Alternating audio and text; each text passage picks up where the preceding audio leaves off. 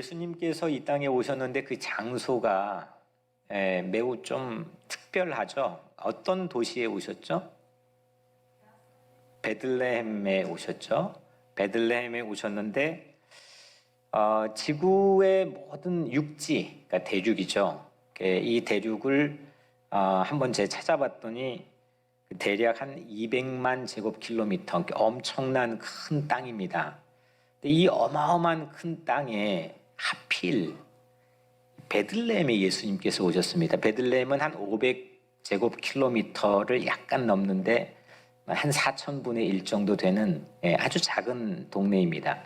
그러니까 이 전 지구의 육지 한 4천분의 1 정도 되는 그 베들레헴에 예수님이 오셨다는 거죠. 왜 베들레헴이냐 이겁니다. 이게 많고 많은 이 육지 가운데 왜 베들레헴이냐, 그 질문을 가지고 오늘 우리가 함께 나누려고 합니다. 베들레헴, 이건 어느 나라 말일까요? 베들레헴.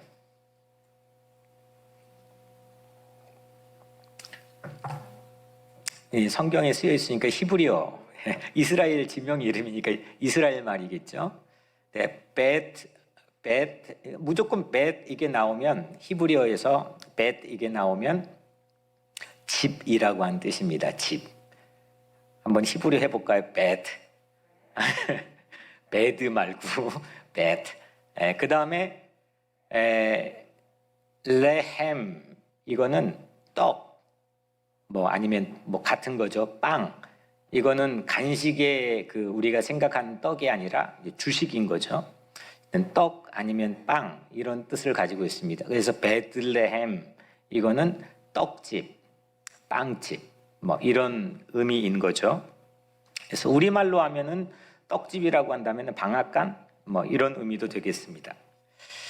그러니까 예수님도 스스로 자기를 가리켜서 요한복음 6장 35절에 내가 생명의 떡이니라, 이렇게 예수님 자기 계시를 해주셨죠. 오병이어의 사건을 만드신 다음에 그 사건의 의미를 제자들에게 말씀해 주시면서 내가 생명의 빵이다, 생명의 떡이다, 이렇게 말씀해 주셨습니다. 여튼 예수님께서 이 베들레헴, 떡집이죠. 떡집에 생명의 떡이 되시기 위해서 오신 거죠. 그래서 예수님께서 먼저는 우리에게 영혼의 양식이 되어주시는 것을 우리가 믿음으로 고백하기를 바랍니다. 허기진 우리 각자의 삶에 영혼이 있다고 한다면 그 예수님께서는 우리를 먹이시고 채우시고 배불리시기 위해서 우리에게 찾아오셨다는 거죠. 예수님께서는 또 우리의 생명의 떡입니다. 한 번 먹고 또 먹어야 되고 또 굶주려지고 또 허기져지는 그런 양식이 아니고 우리에게 무한한 생명을 제공해 주시고 우리를 늘 새로운 약동하는 힘을 가지고 살게 해주시는 예수님은 생명이 되어주시는 줄로 믿으시길 바랍니다. 부요한 하늘, 모자랄 것 없는 하늘에서 이 땅에 가난한 땅, 그 베들레헴에 떡집을 세우려고 예수님께서 오신 사건, 그거를 우리는 성탄이라고 부를 수 있겠습니다. 절망만 가득한 곳, 그 베들레헴 마구간 구유에 생명의 떡으로 오셨습니다. 그리고 예수님은 오늘 우리 각자 내 인생에도 찾아오십니다. 우리에게 생명의 양식으로 오시고요, 우리에게 희망의 양식으로 오십니다. 이 대비를 이 1절, 2절, 3절과 4절부터 7절 이 엄청난 대비를 살려내야만, 이 본문 속에 살려내야만 우리는 진정한 성탄을 맞이할 수 있지 않을까요? 호황기의 성탄은 사실은 어찌 보면 위선일 수도 있지 않았겠습니까? 이 팬데믹에 놓여있는 이 성탄이야말로, 이 셧다운의 위기 앞에 서 있는 성탄이야말로 진짜 우리가 성탄을 맞이할 수 있는 예수의 이 엄청난 위력과 영광을 우리가 몸소 체험하고 목격할 수 있는 그런 은혜의 기회 아니겠습니까? 로마 황제의 질서도 뚫고 우리에게 오신 아기 예수의 성탄을 여러분들 모두가 맞이하게 되기를 주님의 이름으로 간절히 축원합니다. 마지막으로 성경은 아기 예수께 경배한 그 그룹을 소개하죠. 두 가지의 그룹만 소개합니다. 누구죠? 아기 예수께 경배하러 간 사람들이 있잖아요. 누구죠? 우선 동방박사가 있고요. 그 다음에 목자들. 이 두 그룹밖에 없습니다. 마태복음에는 동방박사가 소개가 되고 있고 오늘 누가복음은 목자들을 소개하고 있죠. 근데 이 난지 8일 만에 예수님을 할례를 정결법에 따라 할례를 하고 정결 예식을 하고 이걸 대충 계산을 해보면 모든 학자들은 거의 만장일치로 여튼 목자들이 첫 번째 경배하러 갔던 사람들이라고 얘기를 합니다. 오늘 8절에 그 지역은 베들레헴 근처겠죠. 목자들이 밤에 밖에서 자기 양떼를 지키더니 목동들이 베들레헴 근처 어딘가에서 밤새 양떼를 돌봤습니다. 저번 우리 성도님들과 성지순례 갔을 때 그걸 거라고 추정하는 그 교회가 세워져 있는데 그 안에 노래도 하고 또 들판도 보기도 했지만 여튼 어딘가 알 수는 없죠. 밤새 이 목동들이 양떼를 돌보고 있었습니다. 근데 여기 베들레헴 지역에서 길러지는 양들은요, 그냥 이 양고기로 먹기 위해서 길러지는 양이 아니고 베들레헴에서 예루살렘 성전까지 약 10km밖에 안 되거든요. 성전에서는 무엇을 드려요? 예배를 드리죠. 그때 이 당시에 희생 제물을 전부 다 준비를 해가지고 가야 되는 거죠. 그 중에 가장 중요한 공급처가 베들레헴이었습니다. 그러니까 이 양들은 그냥 양이 아니고 거의 백발백중 예루살렘의 성전의 희생 제물로 공급하기 위해서 키워지는 양들입니다. 예수님께서 지금 태어나시고 이 목동들이 방문하는데 이 목동들의 직업은 양을 치는 자들이고 이 양들은 예루살렘의 성전의 희생제물을 공급하기 위해서 길러지는 양들이고, 근데 예수님은 어떤 분입니까? 예수님은 우리가 신앙 고백 안에서 예수님은 희생하기 위해서 오신 분이라고 고백하잖아요. 특히 히브리서 안에서는 다발적으로 희생제물, 속죄제물이라고 얘기한다. 세례 요한도 첫 번째 예수님의 출현을 목격하고 사천지간이었지만 보라, 세상 죄를 지고 가는 하나님의 어린 양이로다 이렇게 말했다. 그러니까 예수님에 대한 인식 자체는 희생입니다. 그걸 좀 약간 교리적인 언어로 제가 너무 좋아한다고 여러분들에게 몇 번 말씀드렸지만 대속입니다. 대신 우리를 위해 죽으시고 희생하신 분입니다. 그 목적 때문에 이 땅에 오셨다는 게 성경의 공통된 증언이죠. 근데 여러분들, 희생제물이 되실 그 생명의 떡인 예수 그리스도의 탄생을 희생제물로 바쳐질 양을 돌보던 목동들이 처음으로 경배하러 갔다. 이 사실이 그냥 우연일까요? 사람 대신에 바쳐질 양들을 거의 평생에 그 양들을 돌보고 희생이 뭔지, 그 희생의 메커니즘이 뭔지를 아는 사람, 희생이 왜 중요한지, 그 희생이 밥을 먹여주는 사람들이 목동들 아닙니까?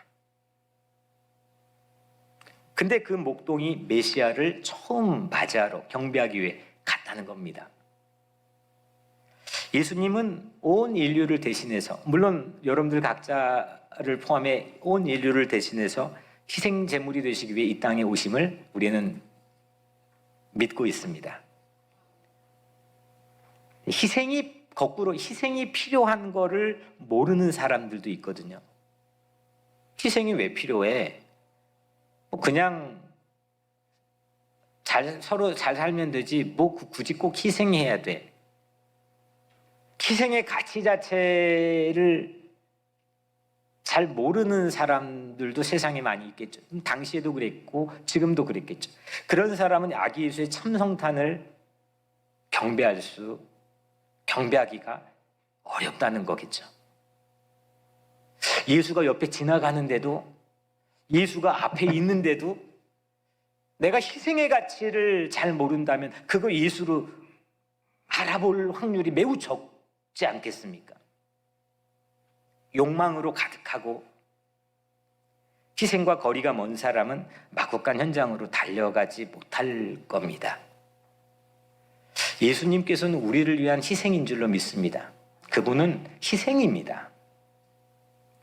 희생하면 가장 먼저 떠오르는 게 엄마, 아빠인데 그 엄마, 아빠도 나를 영원토록 희생해 주지는 못하지 않습니까? 이렇게 사회에 나가서 엄마하고 떨어져 살고 아빠랑 떨어져 살면은 그 제약이 많고 한계가 많지 않습니까? 오히려 내가 이제 엄마를 위해서 아빠를 희생해야 될 나이가 또 찾아오지 않습니까? 우리 예수님께서는 여튼 믿든 안 믿든 간에 예수를 받아들이건 받아들이지 않던 간에 누구든 구별하고 차별하는 거 없이 모든 이 땅에 있는 사람을 위해서 작정하고 희생하기 위해 오셨다는 겁니다. 그걸 받아들이고 그 희생의 가치를 아는 것은 우리의 선택인 거죠. 그걸 믿음이라고 부릅니다. 예수님은 그 고린도전서 5장 7절 말씀이 이런 말씀이 있죠. 우리의 유월절 어린 양 곧 그리스도께서 희생되셨느니라. 그리스도께서 희생되셨다. 그분은 유월절 어린 양, 죽음이 우리를 패스오버 넘어오지 못하도록 나를 위해서 보혈을 흘려주신 분, 나를 위해서 희생해 주신 분, 아무런 대가를 바라지 않고 아무런 이윤 추구를 바라지 않고 그냥 나를 위해서 희생해 주신 분, 그분이 예수님 아닙니까? 허울 좋게 생명의 떡 빵이라고 하니까 기분 좋아지고 괜히 잔치집 분위기 같지만 엄밀히 말해서 우리의 피딩을 위해서 오신 거 아닙니까? 우리의 음식이 되는 겁니다. 그 자기 스스로 자기 정체성을 우리의 먹이가 되기 위해서 왔다고 말씀했습니다. 자기 몸을 찢고 자기 모든 피를 흘리고 자기 모든 정성과 모든 삶을 쏟아서 먹이가 되겠다고 오신 겁니다. 생명의 떡으로 희생하신 거죠. 예수님께서는 십자가에서 자기 몸을 매달아 희생했습니다. 그리고 우리에게 생명의 떡이 되어 주셨습니다. 성탄은 뭐냐? 희생의 가치 앞에서 경배하는 날입니다. 그동안 우리가 무한한 욕망, 무한한 승부욕을 가지고 이 땅의 삶에서 살아왔는데 그거 접어놓고 주님 앞에 아기 예수 앞에 선다고 하는 것은 나를 위해 구원해 주실, 모든 악을 뚫고 모든 죄에서 나를 구원해 주실 그 희생의 가치 앞에 경배하는 거죠. 세상은 무한 경쟁이 윤리가 되고 덕이 된 시대가 되어버렸습니다. 그 무한 경쟁 속에서 실종되어버린 희생의 가치, 더 이상 희생은 딴 나라 얘기처럼 돼버린 그런 세상, 그 가치를 다시 살려내는 것이 성탄 본연의 의미인 줄로 믿습니다. 희생은 내 손해를 감수하고서 내 자신을 내어주는 게 희생인 거죠. 목사가 교회를 통해서 덕 보겠다고 생각한다면, 그런 희생의 가치를 전혀 생각하지 않는다면 그럼 목사가 아니고 사꾼인 거죠. 성도들도 마찬가지로 교회를 통해 내가 뭔가 이득을 봐야만 된다, 내가 뭔가 덕을 봐야 된다고만 생각한다면 이 교회는 잘못 찾아온 거죠. 그런 사람들이 모여있는 교회라고 한다면 오히려 세상에 빛이 되는 게 아니라 세상에 어둠을 제공할 수도 있지 않겠습니까? 여기는 작심하고 예수님 나를 희생해 주셨는데 그 예수님을 신뢰하면서 우리도 서로 희생의 가치를 가지고 함께 모여있는 곳, 그곳이 교회 아니겠습니까? 우리를 위해 서로, 우리끼리도 서로 희생하고 전혀 알지 못하는 이 울타리 바깥에 있는 이웃들을 위해서도 우리가 손해보고 희생하고, 이게 예수 믿는 거 아니겠습니까? 목사인 저를 포함해서 우리가 어느새 이 세상에 세속화돼 버리고 오염돼 버리지는 않았을까라는 생각을 오늘 말씀 준비하면서 하게 됩니다. 나는 어떤가? 오늘 말씀을 전하는 나는 어떤가? 또 내가 목양하고 있는 성도들은 어떤가? 우리 교회는 어떤가? 정말 희생할 각오를 가지고, 희생에 대한 열정을 가지고, 그 희생이 곧 우리 삶의 최고의 축복이라고 하는 새로운 패러다임을 가지고 우리는 이 성탄을 맞이할 수 있는가? 성탄의 묘미는 이 희생 앞에서 손해를 세마기는커녕 내가 얼마나 손해볼까, 이걸 세마기는커녕 오히려 그 희생 앞에 경배를 해버리고 그 가치를 찬양해버리는 이 놀라운 역설적인, 세상엔 볼 수 없는 그런 새로운 가치 창출이 이 성탄 안에 담겨있는 의미라는 겁니다. 이게 떡집이죠. 이게 떡집인 거죠. 예수님은 떡집을 오늘 설교 제목처럼 신장개업한 겁니다. 한 번도 세상에 날고기는 그런 의로운 사람들은 있었겠지만 이렇게 전적으로는 모든 인류를 향해 하나님이셨던 분이 이 낮고 낮은 땅에 오셔서 모든 걸 내가 너희에게 먹이가 되겠다라고 희생하신 이 놀라운 떡집을 새롭게 오픈하고 신장개업한 겁니다. 나를 대신에 희생하심으로 내 인생도 떡집이 되게 하셨습니다. 첫 번째로 여러분들의 인생이 베들레헴이라고 하는 걸 기억해야 된다고 한다면, 이제 또한 그 베들레헴의 본연의 의미인 내가 이 떡집이야, 내가 방앗간이야, 내게 예수님이 찾아오셔서 나를 그렇게 떡집 되게 하셨어. 이게 인생의 참다운 가치고 복음을 세상에 나누고 이 기쁜 소식을 세상에 증언하는 내 인생이 떡집이야, 이렇게 고백할 수 있는 그런 성탄이 되기를 주님의 이름으로 축복합니다. 또한 우리 교회가 떡집이 돼야죠. 그냥 이렇게 뉴욕 우리 교회라는 간판 걸고 사람들이 모여서 기본적인 그 전통의 굴레 안에서 크게 없이 함께 모여있는 것만으로 참된 교회라고 볼 수는 없지 않겠습니까? 이 떡집이 돼야 되는 거죠. 생명의 떡을 나눠야 되겠죠. 이제 우리도 떡집을 신장 개업합시다. 우리만 이득 보려고 하지 않고 내가 희생하고 우리 교회가 희생해서 그래야 성탄의 경배를 할 자격이 우리에게 주어지지 않겠습니까? 나는 가서 경배했는데 엉뚱한 데서 경배했다고, 아구스도 황제의 질서 앞에 경배했다면 정말 큰 낭패 보는 거 아니겠습니까? 천사가 목동에게 이렇게 말합니다. 10절, 온 백성에게 미칠 큰 기쁨의 좋은 소식을 너희에게 전하노라. 온 백성에게 미칠 큰 기쁨의 좋은 소식을 너희에게 전하노라.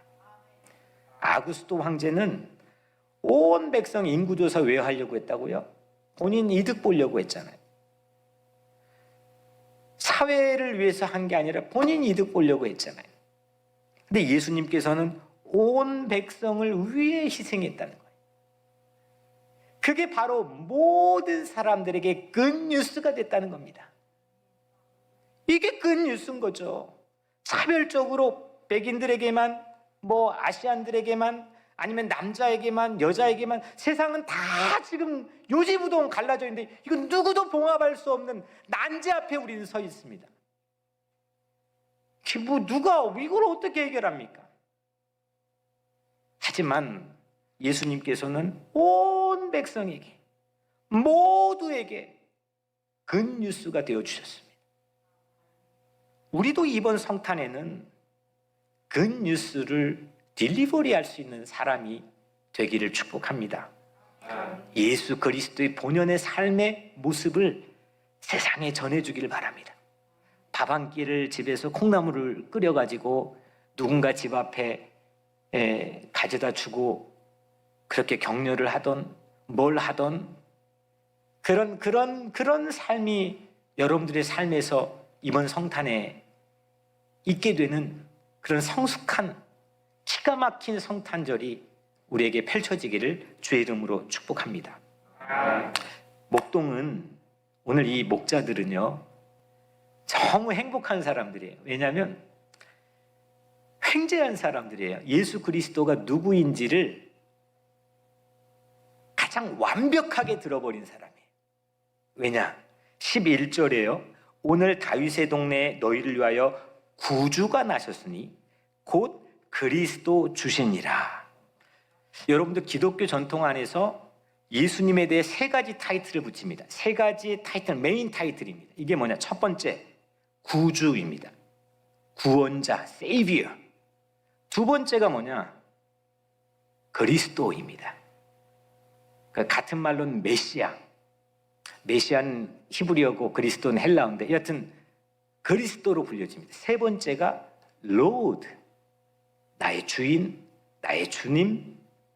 이 세 가지입니다. 첫 번째 뭐라고요? Savior, 나의 구주. 두 번째가 그리스도. 세 번째가 Lord, 주님. 이 세 가지가 예수님에게 붙는 메인 타이틀입니다.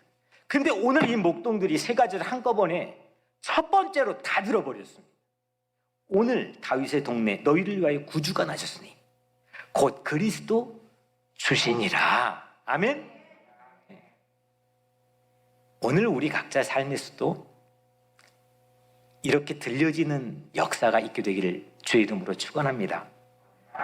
그런데 공교롭게도 구주, 그리스도, 구주, 메시아, 주 이 세 가지 칭호는 공이 당시 아구스도 황제에게 붙여졌던 칭호들입니다.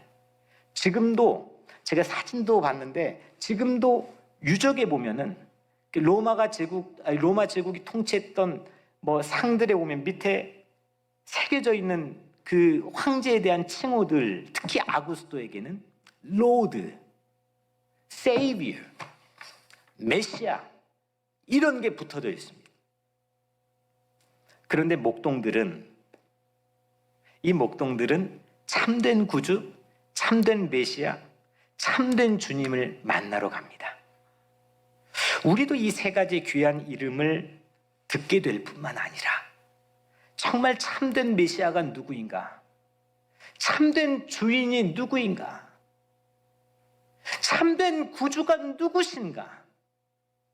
이걸 만나기 위해서 우리 믿음의 행보를 박차를 가하는 그런 성탄이 되기를 축복합니다. 그분께 경배합시다.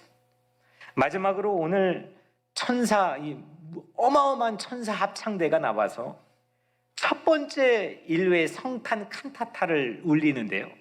14절에 지극히 높은 곳에서는 하나님께 영광이요 땅에서는 하나님이 기뻐하신 사람들 중에 평화로다. 아멘. 이거 완전 다 바꿔버린 거죠. 아구스도 황제에게 밀려서 베들레헴까지 밀려 태어난 그 아기 예수는 이 세상의 글로리가 오직 하나님이라는 걸 보여줬다는 겁니다. 놀라운 거죠. 그러니까 세상의 영광을 완전 전복하고 뒤집어 엎어버린 겁니다. 이 땅의 평화는 팍스 로마나가 아니라 샬롬, 곧 하나님을 기뻐하는 사람들의 것이다라고 아기 예수가 보여줬다는 걸 찬송하는 겁니다. 세상의 평화를 완전 뒤바꿔버린 거죠. 성탄이 그런 겁니다. 떡집에서 회복된, 베들레헴에서 울려 퍼졌던 이 글로리, 영광과 이 피스, 평화가 오늘 여러분들의 삶에도 채워지기를 축복합니다. 사랑하는 여러분, 우리 교회도 오늘 베들레헴 떡집으로 신장 개업하면 어떻겠습니까? 내 인생도 주님께서 내 인생을 찾아와 떡집으로 세우셨다면 내 인생도 새롭게 이 땅에 생명의 떡을 나누는 그 떡집에 대한 신장 개업의 선포를 하는 날로 오늘 삼으면 어떻겠습니까? 세상에 생명의 떡을 나눌 수 있는 교회가 되었으면 좋겠습니다. 희생의 가치를 경배하고 그리스도 주 구원자 되시는 예수 그리스도를 따라 우리도 세상을 위해 희생하는 교회, 그 교회로 거듭날 때 우리가 하나님께 영광이 되고 우리에게 평화가 임하게 될 줄로 믿습니다.